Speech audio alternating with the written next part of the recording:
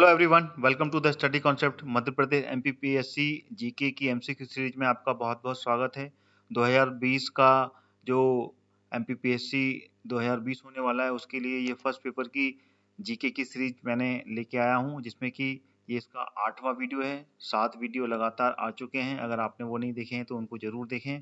उसमें भी सारे क्वेश्चंस जो कि फर्स्ट पेपर के हैं वो मैंने कवर किए हैं और बहुत ही इम्पोर्टेंट क्वेश्चंस हैं। क्वेश्चंस जरूर आते हैं और नया जो पाठ्यक्रम आया है, नया सिलेबस के अकॉर्डिंगली मैंने ये पूरी सीरीज तैयार की है। तो आप सभी विद्यार्थी जो एमपीपीएससी 2020 की तैयारी कर रहे हैं वो सभी इस वीडियो को आखिरी तक देखें और लगातार सीरीज से जुड़े रहने के लिए मेरा चैनल स्टडी कॉन्सेप्ट सब्सक्राइब कर लें ऑल नोटिफिकेशन के साथ में, जिससे कि आपको जितने भी मैं वीडियो बनाऊंगा इस सीरीज के जो कि फर्स्ट पेपर पर आधारित हैं उसके सारे नोटिफिकेशन मिलेंगे और लगातार आप सारी वीडियोस देख पाएंगे। तो वीडियो को अंत तक देखें और वीडियो पसंद आए तो वीडियो को लाइक भी करें और साथ में वीडियो को शेयर भी करें, जिससे कि सारे विद्यार्थी जो कि एमपीपीएससी की तैयारी कर रहे हैं वो इस वीडियो को देख पाए। तो चलिए शुरू करता हूँ ये 8वां वीडियो, जिसमें कि मैंने अगले 30 क्वेश्चंस लेके आया हूँ। इंपॉर्टेंट क्वेश्चंस हैं, वीडियो को आखिरी तक जरूर देखिएगा। ये आ गया पहला क्वेश्चन आपका इस वीडियो का। निम्न में से कौन सा युग्म सुमेलित नहीं है? अम्मान जॉर्डान, विस्वेक तजाकिस्तान, उलैन बैटोर मंगोलिया या फिर साइना यमन। तो इसका जो सही उत्तर है वो है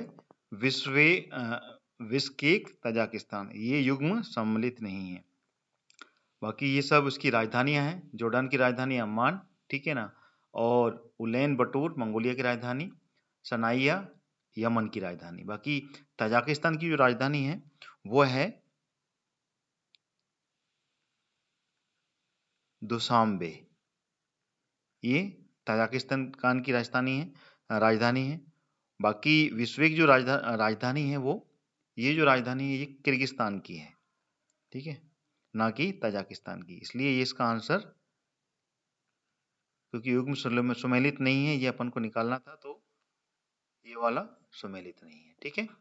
बिश्केक राजस्थान, ये किर्गिस्तान की राजधानी है, ना कि तजाकिस्तान की। तजाकिस्तान की राजधानी दुशांबे है, ठीक है। अगला क्वेश्चन आ गया आपके सामने। अंतर्राष्ट्रीय संधियों को भारत के किस भाग अथवा संपूर्ण भाग में लागू करने के लिए संसद कोई कानून नहीं बना सकती? तो ये ऑप्शन आपके सामने है। सभी राज्यों की सहमति से, बहुसंख्यक राज्यों की सहमति से, संबंधित राज्यों की सहमति से या बिना किसी राज्य की सहमति से। इसका आंसर कौन सा सही है? तो इसका आंसर है बिना किसी राज्य की सहमति से। इसमें किसी भी कानून को लाना या फिर कोई भी अंतर्राष्ट्रीय संधियां होनी है तो उसके लिए किसी राज्य की, ठीक है ना, भारत राज्य में किसी भी राज्य की सहमति लेने की जरूरत नहीं है, ठीक है। अगला क्वेश्चन आ गया। निम्न में से कौन सा प्रस्ताव भारत की मंत्री परिषद रख सकती है? अविश्वास प्रस्ताव, भर्त्सना प्रस्ताव, स्थगन प्रस्ताव या फिर विश्वास प्रस्ताव। तो मंत्रिपरिषद कौन सा प्रस्ताव रख सकती है? तो वो है डी, विश्वास प्रस्ताव, कॉन्फिडेंस मोशन, ठीक है ना। इसी को वो मंत्रिपरिषद, भारत सरकार के द्वारा जो केंद्र सरकार में मंत्रिपरिषद होती है वो विश्वास प्रस्ताव या फिर कॉन्फिडेंस मोशन रख सकती है। अगला क्वेश्चन आ गया। निम्नलिखित में से कौन सा एक व्यय भारत की संचित निधि पर भारित नहीं है? भारत के राष्ट्रपति का वेतन और भत्ते, भारत के उपराष्ट्रपति के वेतन और भत्ते, या फिर भारत के उच्चतम न्यायालय के न्यायाधीशों के वेतन और भत्ते, या फिर लोकसभा अध्यक्ष व वेतन और भत्ते। तो इसमें से सही उत्तर कौन सा है? तो वो है भारत के उपराष्ट्रपति के वेतन और भत्ते। ये भारत में जो संचित निधि है, रिजर्व फंड है, ठीक है ना, उस पर ये भारित नहीं होता है। अगला क्वेश्चन आ गया। निम्नलिखित में से किस भौगोलिक क्षेत्र को अनुसूचित क्षेत्र घोषित करने का संवैधानिक अधिकार किसको है? कोई सा भी जो क्षेत्र है, भौगोलिक क्षेत्र, उसको अनुसूचित क्षेत्र घोषित करने का तो जो संवैधानिक अधिकार है वो किसके पास में है? राज्यपाल के पास में, मुख्यमंत्री, प्रधानमंत्री या राष्ट्रपति को? तो इसका जो सही उत्तर है वो है डी, राष्ट्रपति को है किसी भी भौगोलिक क्षेत्र को अनुसूचित क्षेत्र घोषित करने का अधिकार, ठीक है। This is the correct answer. अगला क्वेश्चन आ गया। संविधान की निम्नलिखित अनुसूचियों में से कौन सी दल बदल विरोधी कानून से संबंधित है? कौन सी अनुसूची में शामिल किया गया है दल बदल विरोधी कानून? 9वीं, 10वीं, 11वीं या फिर 12वीं? तो इसका जो सही उत्तर है वो है बी, 10वीं जो अनुसूची है, सॉरी 10वीं जो अनुसूची है उसके अंतर्गत दल बदल विरोधी जो कानून है वो उसके संबंधित है, ठीक है ना। और ये 1985 में आया था, सॉरी 85, देखो गलत लिख दिया मैंने, 1985 में आया था ये, ठीक है, इसको आपको याद रखना है, 1985 में, ठीक है ना। ये दल विरोधी कानून आया था, उसको 10वीं अनुसूची में रखा गया है, ठीक है। अगला क्वेश्चन आ गया, लोकसभा अध्यक्ष को उसके कार्यकाल की समाप्ति से पूर्व पद से हटाया जा सकता है। जो लोकसभा का अध्यक्ष है, स्पीकर जो है, उसको अपने कार्यकाल से की समाप्ति से पूर्व हटाया जा सकता है प्रधानमंत्री की संस्तुति पर राष्ट्रपति द्वारा, यदि लोकसभा के आशय पर प्रस्ताव पारित कर दे, ठीक है ना। यदि लोकसभा और प्रधानमंत्री इस प्रकार का निर्णय ले लें, या फिर यदि संसद के दोनों सदन के आशय से प्रस्ताव पारित करें। तो इसका जो सही आंसर है वो कौन सा है? तो आंसर है यदि लोकसभा इस आशय का प्रस्ताव पारित कर दे, यानी कि उस समय से पूर्व तभी हटाया जा सकता है जब लोकसभा, संपूर्ण लोकसभा एक प्रस्ताव पारित करे और प्रस्ताव में ये रहे कि अध्यक्ष को हटाया जाए और वो पारित हो जाता है, तब उसको लोकसभा के स्पीकर को हटाया जा सकता है। अगला क्वेश्चन आ गया, भारत के संघीय बजटों में, ठीक है ना, निम्न में से कौन सी रकम सबसे अधिक होती है? Planning expenditure, non planning expenditure, revenue expenditure या फिर कैपिटल एक्सपेंडिचर। तो इसका सही उत्तर क्या है? तो सही है रेवेन्यू एक्सपेंडिचर, ठीक है ना, अगम व्यय, ठीक है ना, जहां से आता है उसका जो एक्सपेंडिचर होता है उसकी रकम सबसे अधिक होती है।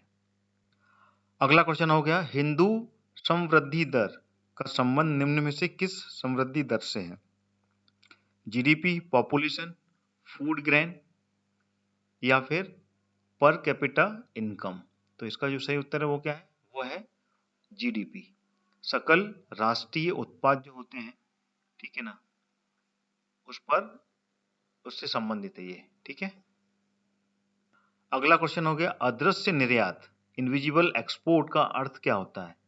सेवाओं का निर्यात करना, प्रतिबंध सामान का निर्यात करना या फिर अलिखित सामान का निर्यात करना या फिर डी है ये सी है, तस्करी का सामान निर्यात करना। तो इसका सही आंसर जो है वो है सर्विस का एक्सपोर्ट करना, सेवाओं का निर्यात करना, इसको बोलते हैं इनविजिबल एक्सपोर्ट, ठीक है।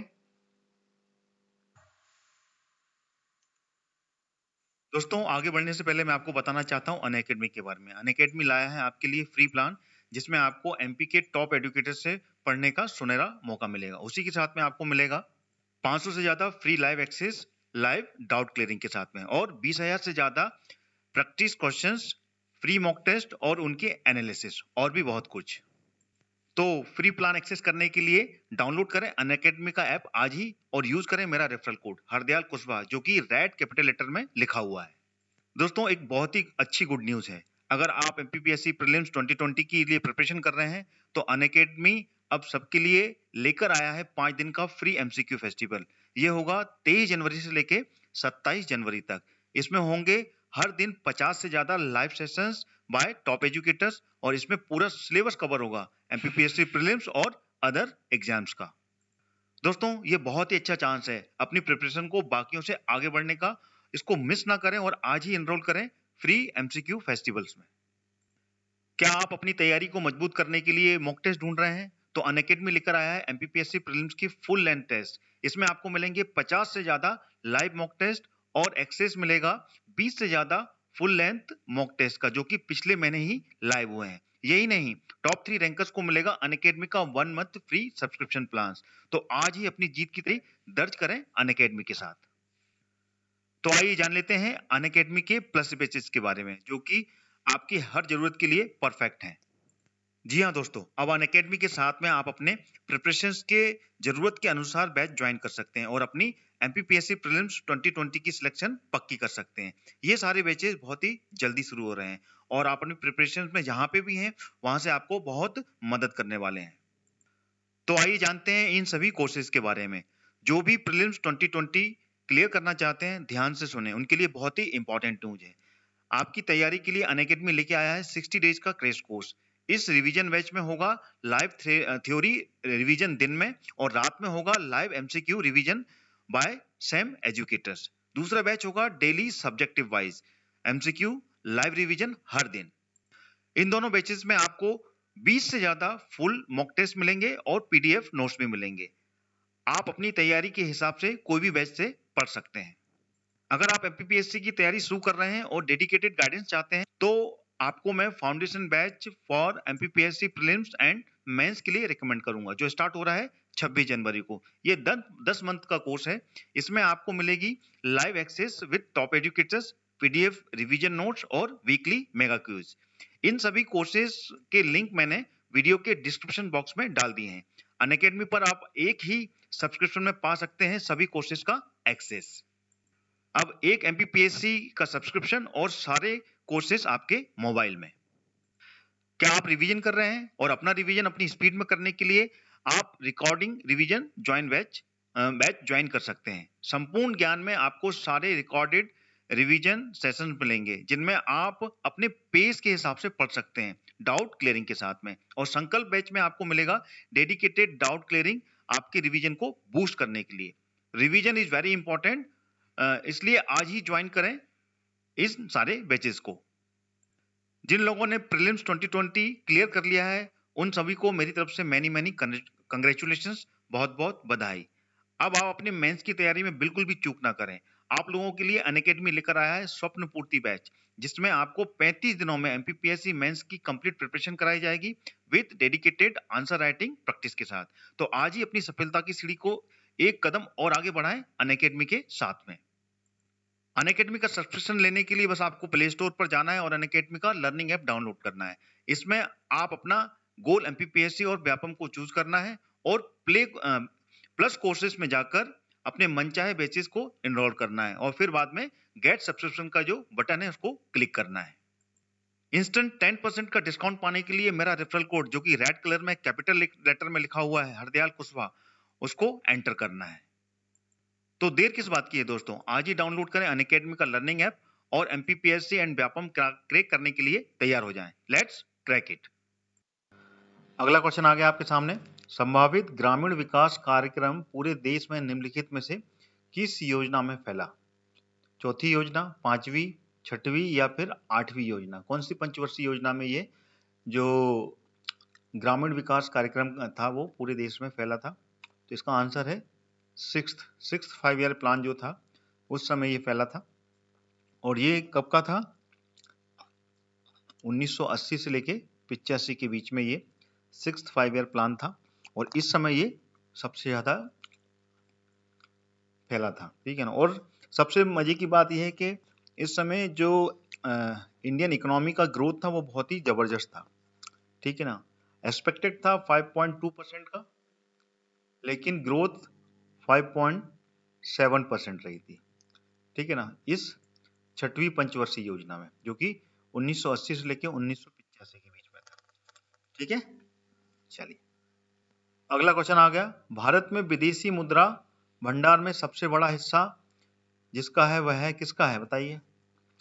निर्यात से प्राप्ति की बचतें, अनिवासी भारतीयों का जमा, या फिर अंतर्राष्ट्रीय मुद्रा कोष में विश्व बैंक से द्वारा दिया गया अनुदान, या फिर स्टॉक बाजार में पोर्टफोलियो में निवेश। जो स्टॉक बाजार होता है उसके पोर्टफोलियो में निवेश होता है।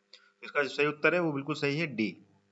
जो स्टॉक बाजार होता है उसमें जो फॉरेन इन्वेस्टमेंट होता है उसके पोर्टफोलियो में जो निवेश करते हैं विदेशी लोग, ठीक है ना, उससे विदेशी मुद्रा भंडार में का सबसे बड़ा हिस्सा होता है, ठीक है।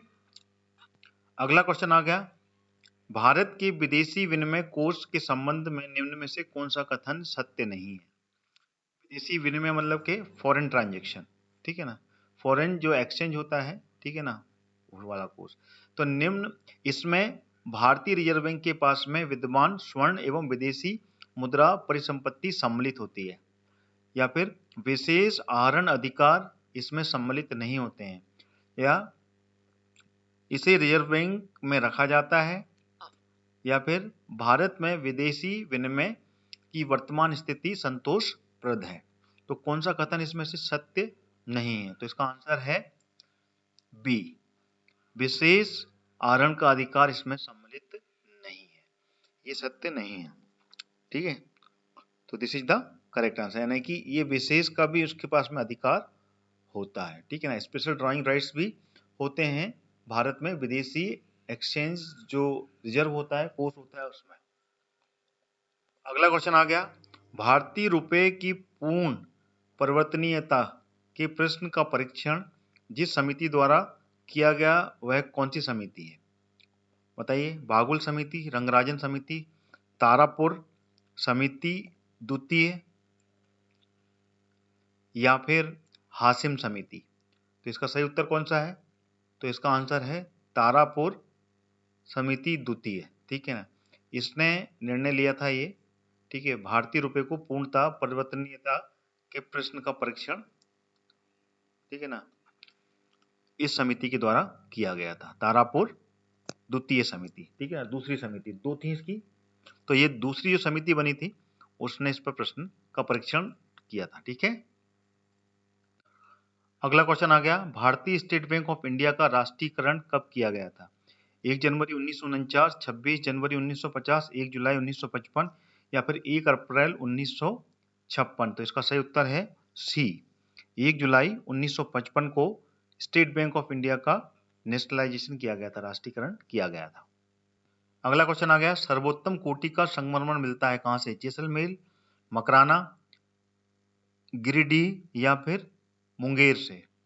तो इसका सही उत्तर कौन सा है? तो वो है मकराना। मकराना का जो संगमरमर है वो सर्वोत्तम क्वालिटी का, उच्च कोटि का होता है, ठीक है। अगला क्वेश्चन, चांद तारा किस देश का राष्ट्रीय चिन्ह है? इटली, पाकिस्तान, जापान या फिर कनाडा? तो इसका सही उत्तर है पाकिस्तान। अगला क्वेश्चन, विक्रम साराभाई अंतरिक्ष केंद्र कहाँ स्थित है? हरिकोटा, बेंगलुरु, तिरुवनंतपुरम या फिर देहरादून? तो इसका आंसर कौन सा है? तो इसका आंसर है सी, तिरुवनंतपुरम, ठीक है ना, यहाँ पर स्थित है ये विक्रम साराभाई अंतरिक्ष केंद्र। अगला क्वेश्चन आ गया, बढ़ती लागतों पर उठे विवाद के कारण विश्व की कौन सी चर्चित नहर चर्चा में रही? सुएज, पनामा, इरी या फिर ग्रांड कैनाल? तो इसका सही उत्तर कौन सा है? तो वो है पनामा नहर। पनामा नहर जो है वो विश्व की सबसे चर्चित नहर भी है और यही उस टाइम चर्चा में रही थी।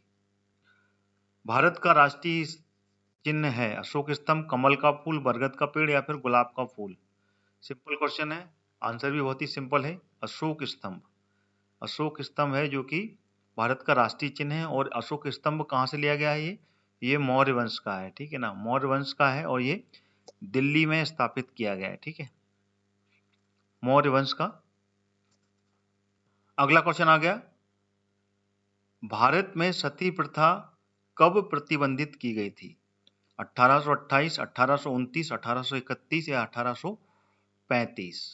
तो बताइए इसका सही उत्तर कौन सा है? तो वो है 1829। 1829 में सती प्रथा का अंत हुआ था और इस समय जो भारत के गवर्नर जनरल थे वो कौन थे? वो थे माउंट बैटिंग, ठीक है ना, लॉर्ड माउंट बैटिंग जो थे वो यहाँ के गवर्नर थे, ठीक है ना, लॉर्ड माउंट बैटिंग, ठीक है, ये गवर्नर जनरल थे और इनका जो कार्यकाल था वो 1828 से लेके 1835 तक का था, ठीक है, याद रखिएगा। और सती प्रथा को खत्म करने में सबसे ज्यादा योगदान दिया था राजा राम मोहन राय ने, राजा राम मोहन राय, ठीक है। अगला क्वेश्चन आ गया, प्रसिद्ध पुस्तक द लाइट विद इन किसकी कृति है? राजेश रंजन, शिप्रा दास, सीमा मुस्तफा या फिर रहमान अंसारी? तो इसका सही उत्तर कौन सा है? तो वो है Shipra Das. This is the correct answer. इन्होंने लिखी थी द लाइट विद इन।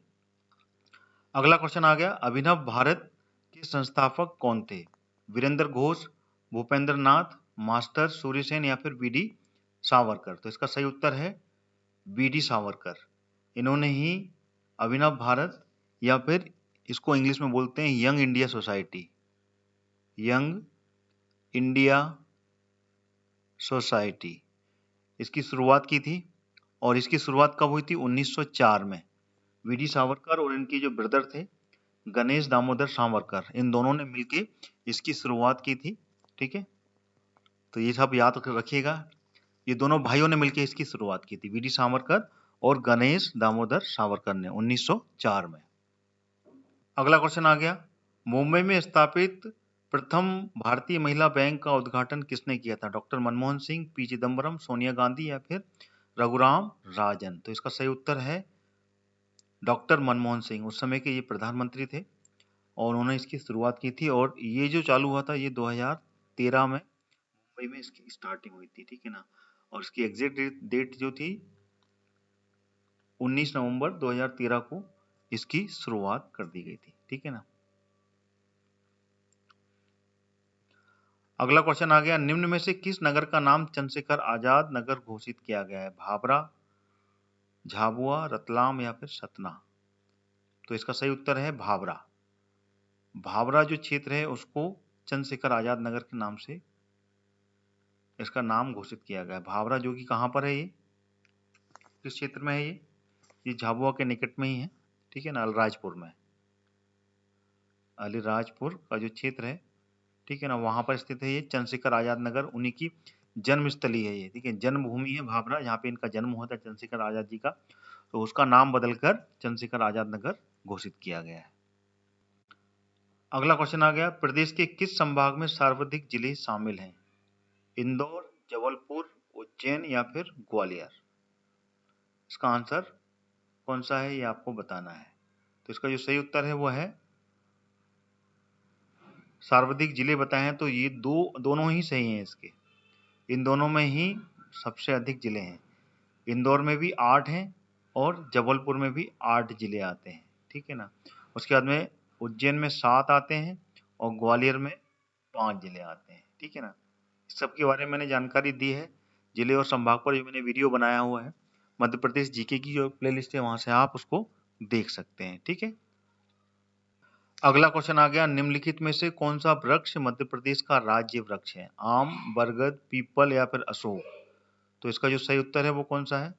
तो वो है बरगद। This is the correct answer. अगला क्वेश्चन आ गया आपके सामने 29वां, जनगणना 2001 से लेके 11 के बीच में मध्य प्रदेश की जो जनसंख्या वृद्धि की जो दर थी वो कितनी थी? 20.30%, 20.50%, 21.30% या फिर 21.50%? तो which one is the correct answer? इसका आंसर है ए, 20.30% की ये वृद्धि दर्ज हुई थी, जो कि 2001 से लेकर 2011 के बीच की जो मध्य प्रदेश की जनसंख्या में वृद्धि हुई थी जनगणना के समय, ठीक है। अगला क्वेश्चन आ गया, कुल साक्षरता में मध्य प्रदेश राज्य का देश में कौन सा स्थान है? राज्य मतलब मध्य प्रदेश का पूछा है इसमें। 20वां, 22वां, 6वां या फिर 28वां? तो इसका आंसर कौन सा है? तो इसका answer D the correct answer, यानी कि कुल साक्षरता का जो प्रतिशत है उसमें अगर देखा जाए तो मध्य प्रदेश का 28वां स्थान है, ठीक है ना। This is the correct answer. तो ये तो पूरे 30 क्वेश्चन जो कि मैं आपके सामने लेके आया एमपीपीएससी के फर्स्ट पेपर के, ये पूरे पेपर क्वेश्चन हैं जिसमें कि ये क्वेश्चन बन सकते हैं। तो जितने भी स्टूडेंट्स हैं जो कि ये सीरीज देख रहे हैं, वीडियो पसंद आए तो वीडियो को आप लाइक भी करें, साथ में वीडियो को शेयर करें, और लगातार देखने के लिए मेरा चैनल स्टडी कॉन्सेप्ट सब्सक्राइब कर लें ऑल नोटिफिकेशन के साथ में, जिससे कि आपको जितने भी वीडियोज हैं उनके नोटिफिकेशन लगातार मिलेंगे और लगातार मेरे इस वीडियो को देख पाएंगे। तो इसी के साथ अपना ये वीडियो मैं समाप्त करता हूँ और अगला वीडियो आपको कल फिर मिलेगा। जय हिंद, जय भारत।